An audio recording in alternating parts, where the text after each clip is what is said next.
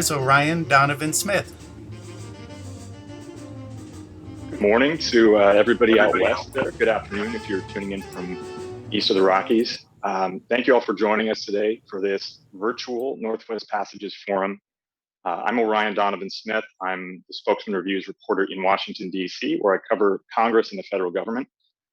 And I'm grateful today to have a chance to talk with Senator Patty Murray about her effort to transform our nation's childcare system, and more generally about her party's vision for the country. Senator Murray, of course, has represented Washington for close to 3 decades in the Senate, and now serves as Assistant Democratic Leader. That's the number 3 role in her party's leadership, and as Chair of the Health, Education, Labor, and Pensions Committee. She's made legislation related to families, aimed at helping families, a priority over her years in Congress since she got there back in 1993. And that effort got a real boost recently when President Biden incorporated her childcare plan into his American Families Plan that he introduced a few weeks ago at the end of April. So, Senator, thanks for joining us. Well, it's great to talk with you today. A few weeks ago, you reintroduced your Child Care for Working Families Act, which would expand access to preschool and also for 3 and 4-year-olds, and also both lower the cost of childcare and increase wages for childcare workers. Could you tell us a little bit more about what that bill would do and why you think it's so important for Congress to pass it?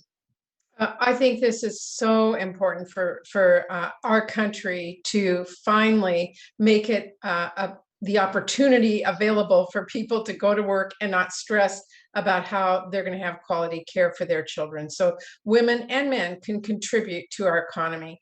What the bill basically does is it provides a subsidy for anyone who earns 150% or less of the state's median wage to make sure that they don't pay any more than 7% of their income for daycare. The rest of it is paid for by government, which is really allowing people to be able to afford childcare so they can go to work, feed their families, send their kids to college, afford a home, all the things that are so important, and contribute to our communities by being part of the economy of that community.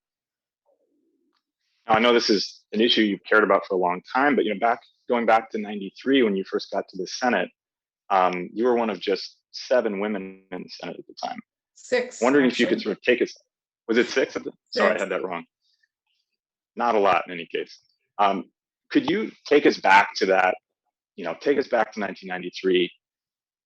What was it like when you brought up an issue like childcare in your first year in the Senate? Well, for me, childcare was such an essential part of our country and our what we needed to be doing for so many people. I mean, I grew up in a family with 7 kids, and my dad went to work, and my mom stayed home with us.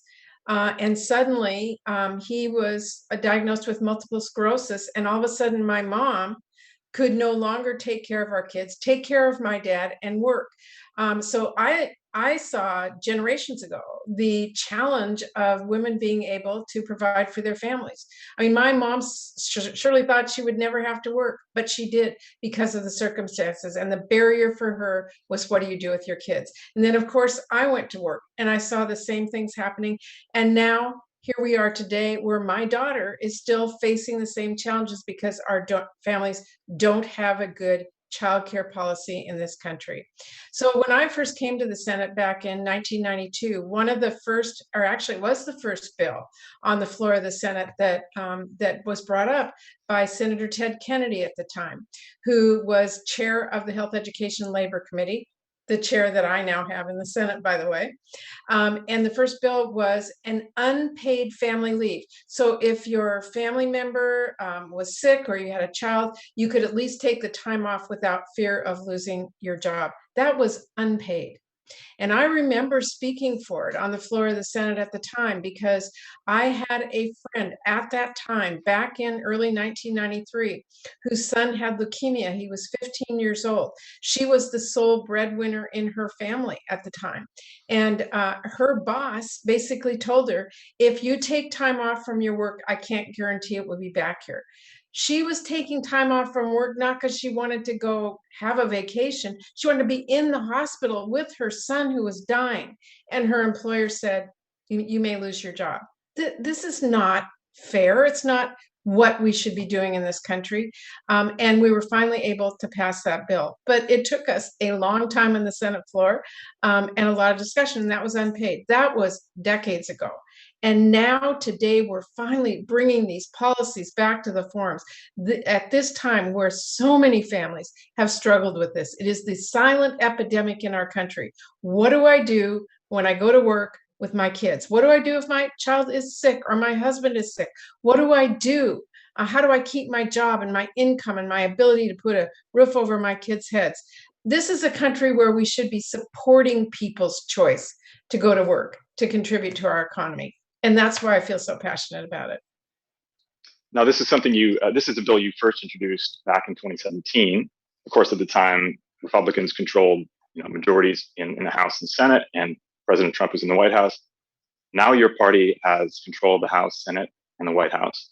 President Biden has made your plan a big part of the American Families Plan. Could you remind us what else is in that plan and how this sort of fits into your party's vision for the country? Well, the plan that the president has proposed, and this is after we've gotten the package done on COVID, to start getting our arms around this pandemic and making sure kids are back in school and that vaccines are in arms and we're supporting our healthcare system and the economy. The second part of his package is to provide a structure for our country to have our economy really work better. And that includes the traditional infrastructure side of roads and bridges and highways and broadband, and the infrastructure side that so many families need today to be able to participate in that economy, which is childcare, early childhood education, the ability to go to college, to community college without having to be charged tuition. So easier access to better education, support for our home healthcare workers. Ask any parent who has parents who are struggling with in an older age, the challenges that they face trying to care for both their kids and their parents. That infrastructure is part of this package, as well as some other healthcare policies that really help build a foundation in our country for people and our economy to work together. So you mentioned this, not just the American Families Plan, but also the American Jobs Plan, which is the president's sort of jobs and infrastructure package or set of proposals. So, of course, the president has put these proposals forward, but only Congress can actually turn them into law. How do you expect this to come together? Are we going to see an American Jobs Act, an American Families Act, or will it look different? We're talking about that constantly right now, about how we put this bill together, how we get the votes, how we move it through. Obviously, we have two houses. We have the Senate and the House. They're both structured differently, but we are talking together about what the basic elements of this package are and working to make sure that we accommodate people's questions and thoughts and how we do this in a way that the legislative language actually mirrors what we're trying to do and work through all those hurdles. And we hope to have a bill possibly this summer to be able to move through both houses. So, talking about how things have changed since your first term in the Senate, one thing that comes to mind is, President Clinton back in '96 famously said, "The era of big government is over."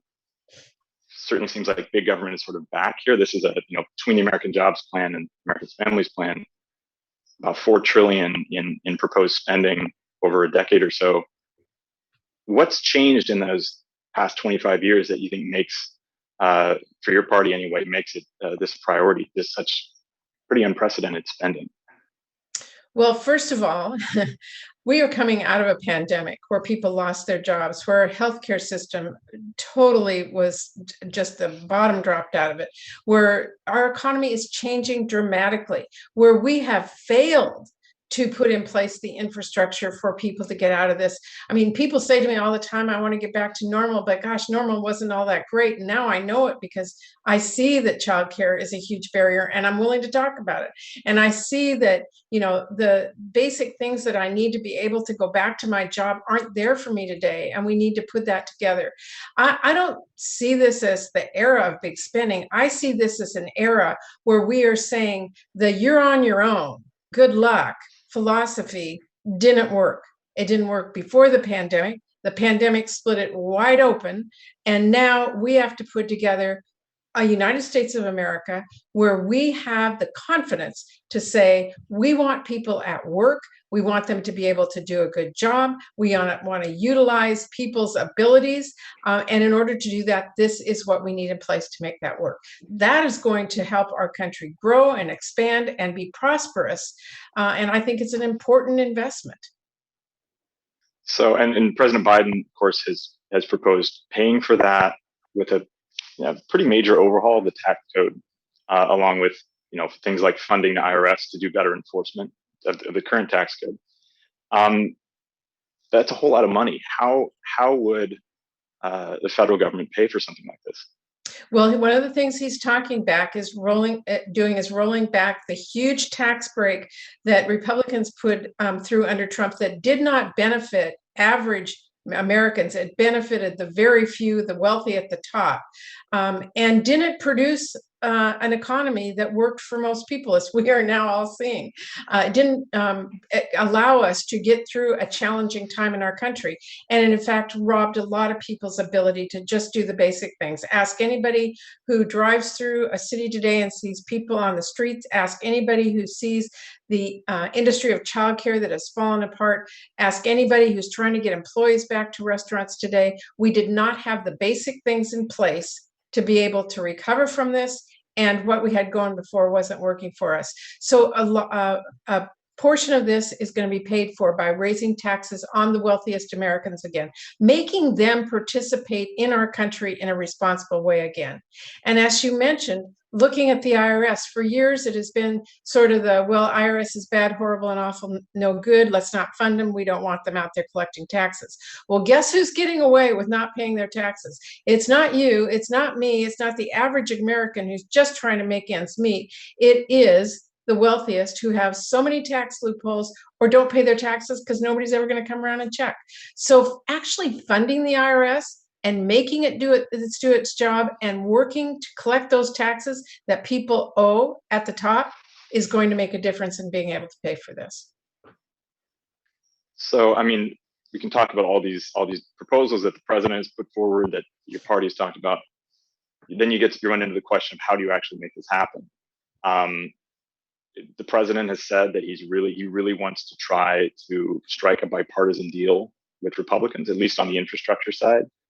But there's a big gap between the more than $2 trillion he's talked about spending. This is just for the American Jobs Plan, and something like 600 to 800 billion Republicans have said they're willing to spend on sort of a narrower vision of infrastructure.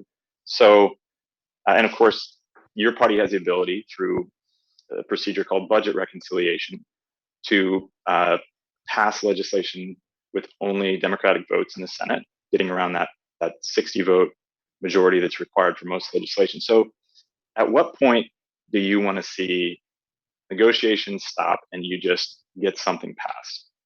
Well, what I can tell you is the president is doing exactly what he should be doing, reaching out his hand and saying, these are our ideas.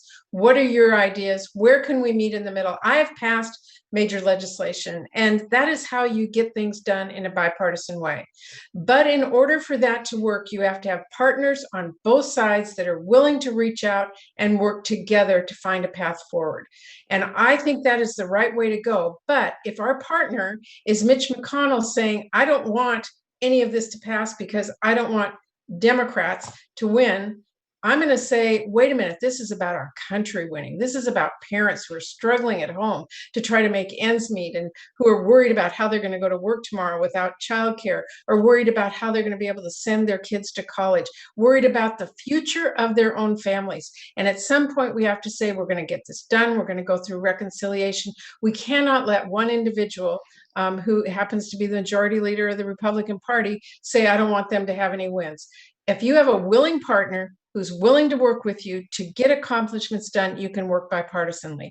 And I want to go down that path, but I am not willing to have a partner who says, no way, folds their arms, going to go home. We have got work to get done in this country, and I want to get it done. On one hand, I hear what you're saying. I mean, on one hand, you've got what we saw with the American Rescue Plan. That was the big, economic stimulus and COVID relief bill earlier this year. The president said, look, I'm willing to negotiate, but then pretty much Congress or Democrats alone ended up passing what was pretty much the president's plan to begin with. So it doesn't sort of suggested there wasn't a lot of room for negotiation. Let me just comment on that. That was the COVID relief plan. We were in the middle of a pandemic. People were dying. We needed to get vaccines to communities and into arms. We needed to help our businesses started again. We needed to get our kids back in school, what every parent wanted. And we couldn't wait around for negotiations for months. We needed an immediate shot in the arm, if you would take that along with our vaccines, to make sure that we are recovering. Parents couldn't wait any longer to make sure the schools had the resources they need and the PPE and the ventilation systems. They needed to know they had it to we could get our kids in school. Businesses needed to know those PPP relief funds were coming so they could hang on for a few months. So no, we were not willing to negotiate for months over what people needed in an emergency right away. So now that we've got a little more time, as you're saying, for these next packages, I mean, what are some of the conversations that are happening between you? Of course, you're a member of leadership. Between you and some of your Republican colleagues, have you had conversations that suggest you could actually strike a deal on this? Interestingly, we're all trying to reach out a hand and find people willing to find solutions to this. I do have Republican colleagues who are interested, especially in the childcare arena, because as they know, our businesses are not able to get reopened and have people back to work if people don't feel they're safe at work, or if people don't feel that their kids are safe in childcare or that they have childcare. So some of these policies, yes, they are willing to work with us. Arms are open. Let's figure out a way to move this forward.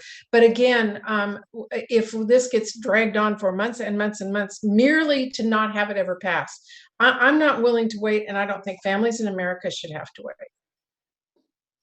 Now, before I let you go, I just want to ask about when you talk about getting these bills passed, reconciliation has given your party a chance to pass some pretty major legislation with only Democratic votes. And of course, Republicans use that same procedure to pass the 2017 tax cuts.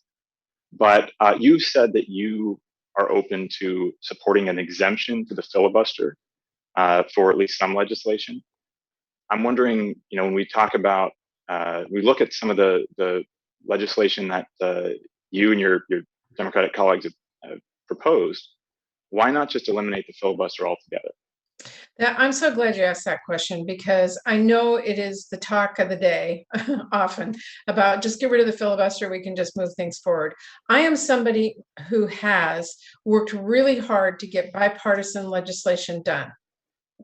Rewriting No Child Left Behind, putting a budget reconciliation bill, a budget together with Paul Ryan, working to make sure we have a bipartisan bill that passed to deal with some of the major drug issues that families are facing today.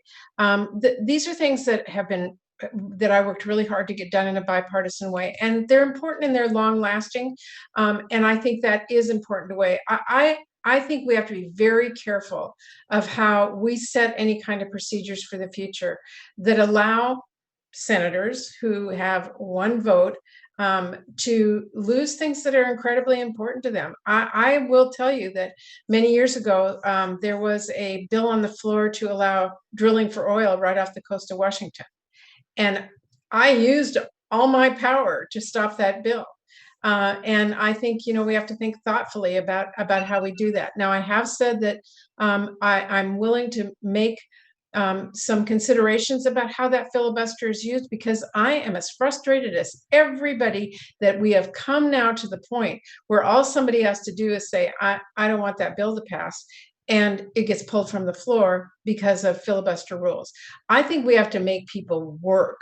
I think they have to work hard if they're going to stop legislation, similar to what I had to do many years ago. We need to go to that kind of reform, and I'm very willing to work on that.